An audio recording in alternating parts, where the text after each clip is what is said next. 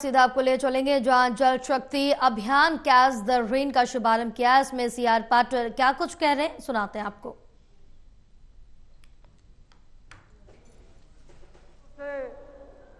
दूसरे राज्यों के ऊपर आपको आधार रखना पड़ता है। जहां बारिश कम होती है, ऐसे राज्य के अंदर आने वाले दिनों में पानी कम न हो जाए, इसकी चिंता सरकार तो कर रही है, मगर आप सबको भी करने की आवश्यकता है। हमारी आवश्यकता से बहुत ज्यादा कम पानी अभी हमारे देश में, हम उसको जल संचय कर रहे हैं। पानी की कमी नहीं है, जल संचय की जवाबदारी हम पूरी तरह निभाते नहीं हैं और इसी के कारण समय पर अलग अलग प्रयोग करते हुए अलग अलग योजना बनाकर जल संचय में आगे बढ़ने की आवश्यकता है। माननीय प्रधानमंत्री नरेंद्र मोदी साहब ने 2021 में जल संचय की बात कही थी, catch the rain water harvesting की बात कही थी। 2024 6 सितंबर को माननीय प्रधानमंत्री मोदी साहब ने सूरत में एक वर्चुअल मीटिंग में कहा था कि जल संचय जन भागीदारी को जन आंदोलन में परिवर्तित करो, और उसके साथ उन्होंने कहा था कि जो अलग अलग व्यापारी बाहर है, जो प्रवासी व्यापारी है, उनको कहा था कि कर्म भूमि से मातृभूमि के लिए आपकी ओर से कोई योगदान होना चाहिए। मुझे आपको बताते हुए हर्ष है कि जब एक कार्यक्रम हुआ, जब हरियाणा में इलेक्शन था, राजस्थान, मध्य प्रदेश, बिहार में प्रवासी जो व्यापारियों ने अपनी अपनी जिम्मेदारी उठा ली थी, मगर हरियाणा का काम बाकी था। आज मैंने हरियाणा के जो व्यापारी सूरत में हैं, जो बड़े बड़े व्यापारी हैं, उनके साथ माननीय मुख्यमंत्री जी की बात कराई है और कुछ ही दिनों में वो अपने ओर से अपना पैसा खर्च करके यहाँ के गांव में जल संवर्धन के लिए, जल संरक्षण के लिए वो काम करने वाले हैं।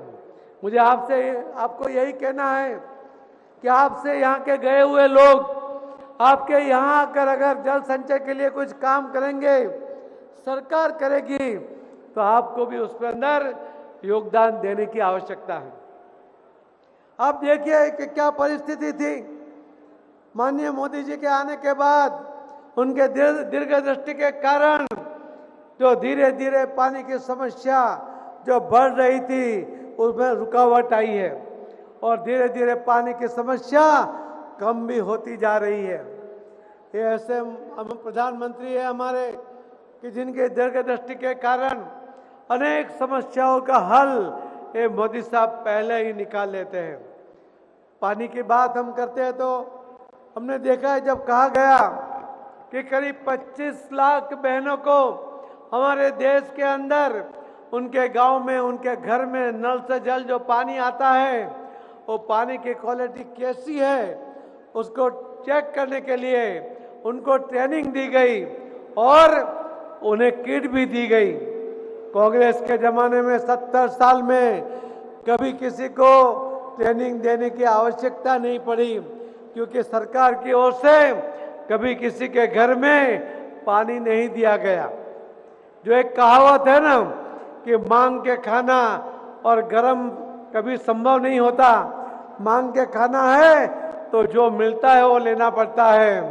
ये 70 साल का समय था, पानी मिलता नहीं था, बहनें दूर दूर तक जाती थी, पानी का बोझ उठा के लाती थी, पानी की क्वालिटी की चिंता करना उनके लिए संभव नहीं था।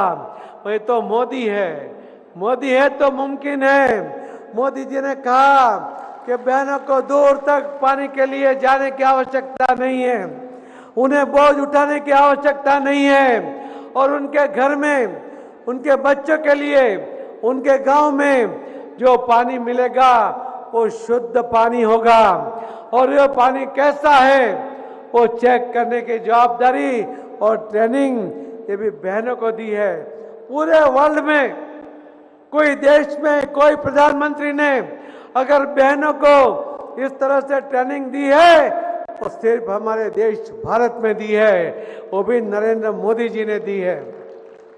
मैं आपको ये भी कहना चाहूंगा कि पानी की क्वालिटी के साथ पानी की क्वांटिटी का भी बहुत बड़ा महत्व होता है।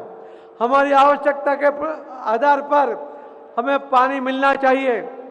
गांव में नल से जल जो पानी दिया जाता है उसके अंदर करीब पर हेड 55 लीटर पानी दिया जाता है।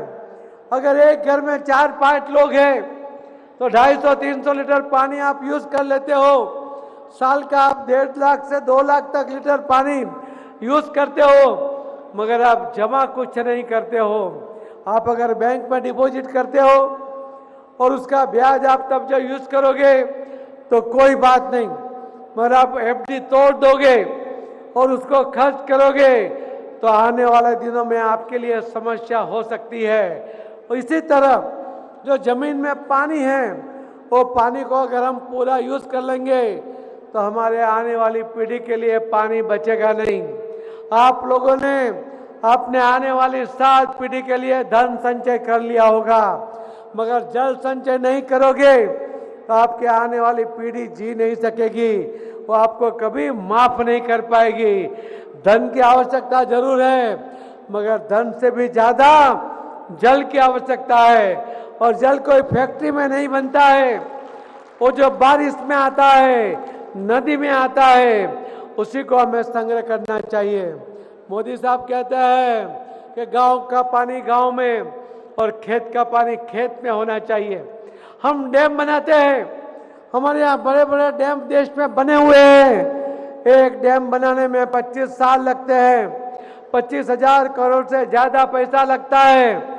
और जहाँ डैम बनता है वहां पर पानी मिलता नहीं है, दूर दराज तक पानी लेके जाना पड़ता है, वहां पर लाइन लॉस होती है। ये जो पानी बारिश का पानी गांव से निकल कर खड्डे में जाता है, खड्डे में से नाले में से नदी में और नदी में से दरिया में चला जाता है। हमें गांव का पानी गांव में ही जमीन में उतारना है, खेत का पानी खेत में ही उतारना है। और इसके लिए अलग अलग जो डिजाइन मंत्रालय की ओर से बनी है, हमने माननीय मुख्यमंत्री सैनी साहब को वो डिजाइन दी है और उनसे आग्रह भी किया है कि आप इसके ऊपर काम करिए। आप लोगों के सहयोग के साथ अगर एक काम होगा, आपको 1 साल के बाद एक बारिश जाएगी, उसके बाद आपको गांव में हर बोर में पानी होगा, हर कुएं में पानी होगा, हर खेत में पानी होगा। ये मैं आपको विश्वास के साथ कह सकता हूं। और इसीलिए अटल जी एक बार जब उन्होंने कहा था कि तीसरा विश्व युद्ध होगा, वो जल के लिए होगा, वो पानी के लिए होगा, मगर हमें लीडरशिप मिली है माननीय प्रधानमंत्री नरेंद्र मोदी साहब के। सर्वांगीण विकास की बात जो करते हैं और बात नहीं करते हैं, काम भी करते हैं। मैं आपको विश्वास के साथ कहता हूं कि अटल जी के मन में चिंता थी कि तीसरा विश्व युद्ध पानी के लिए होगा, मगर नरेंद्र मोदी साहब के लीडरशिप में मैं आपको कह सकता हूं कि भले चाहे तीसरा विश्व युद्ध हो जाए, चाहे पानी के लिए हो जाए, भारत उसमें कहीं नहीं होगा। माननीय प्रधानमंत्री नरेंद्र मोदी साहब के लीडरशिप में हमारी आवश्यकता से ज्यादा पानी उसकी व्यवस्था हमारे प्रधानमंत्री करेंगे। हमें भी उसके अंदर अपनी जिम्मेवारी निभानी होगी। हमें युद्ध युद्ध में जाने की जरूरत नहीं है, हम नहीं जाएंगे, उसके पहले हम पानी की व्यवस्था करेंगे। पानी के बारे में आप लोग बहुत ज़्यादा अच्छी तरह जानते हो। और आर्सेनिक पानी होता है, फ्लोराइड होता है पानी में, उसकी वजह से भी कई बीमारियां होती है। आज पूरे देश के अंदर एक भी घर में आर्सेनिक या फ्लोराइड वाटर नहीं जाता। माननीय प्रधानमंत्री मोदी साहब की जो जेजेएम की स्कीम है, जल जीवन मिशन की स्कीम है, उनको जो पीने का पानी मिलता है वो शुद्ध पानी होता है। पहले आर्सेनिक और फ्लोराइड वाटर पीने से लोगों को अनेक बीमारियां होती थी, अभी वो नहीं होती है। आज जो जल जीवन मिशन के द्वारा भी जो पानी दिया जाता है, उसकी वजह से लाखों बच्चों को मौत से बचा पाए हैं। 4 लाख से ज्यादा लोगों को डायरिया होने से बचा पाए, उनको मौत से बचा पाए हैं। करीब 8.5 लाख करोड़ रुपया लोगों का जो आरोग्य पे खर्च होता था, सरकार का तो अलग होता था, लोगों का जो पैसा खर्च होता था वो भी उसमें भी बचत हुई है। और मानव जीवन के अंदर, मानव शरीर के अंदर बिना वजह से दवाइयाँ इंजेक्शन जो जाते हैं उसका रिएक्शन आता है, तुरंत नहीं आता है तो 10 साल के बाद भी जब दिखता है। ऐसी कोई दवाइयाँ मानव शरीर में न जाए, इसी के लिए शुद्ध पानी उसको मिलता रहे, ये व्यवस्था माननीय प्रधानमंत्री मोदी साहब ने करके जल जीवन का प्रबंधन किया हुआ है। आओ हम साथ मिलकर जो भी समस्या उसको हल करेंगे। माननीय मुख्यमंत्री जी ने कभी कहा था कि 4 राज्यों के साथ उनकी जो कुछ समस्या है उसको हल करनी है। हम आने वाले दिनों में चारों राज्यों के मुख्यमंत्री को बुलाकर ये समस्या को हल करेंगे। समस्या हल होगी, हरियाणा को पानी मिलेगा, जो आपका अधिकार है वो अधिकार आपको मिलेगा। ये मैं आपको विश्वास के साथ कह सकता हूँ। अनेक योजना लेकर मुख्यमंत्री ने कहा है कि उनको यहाँ पर धन चाहिए, धन सहाय चाहिए। माननीय हमारे प्रधानमंत्री मोदी साहब तो पानी के लिए चाहे जितनी आवश्यकता हो वो प्रोजेक्ट के लिए वो आगे बढ़कर काम कर रहे हैं। मुझे विश्वास है कि जो मुख्यमंत्री जी के जो डिमांड है, जो हरियाणा के डिमांड है, वो डिमांड पूरे करने के लिए माननीय प्रधानमंत्री जी सक्षम भी है और तैयार भी है। हम सब मिलकर हरियाणा को संकल्पबद्ध बनकर पानी की समस्या से हम हल करने की जरूर चेष्टा करेंगे और हम जरूर सफल होंगे। आज के दिन में इस सफलता आपको मिले, ऐसे संकल्प के साथ हमें जल दिन के दिन आप सब मिले, आप सबका दर्शन करने का मौका हमें माननीय मुख्यमंत्री जी ने दिलाया। इसके लिए आप सबका भी वंदन करते हुए, माननीय मुख्यमंत्री का आभार व्यक्त करते हुए मैं मेरी बात को विराम देता हूं। भारत माता की।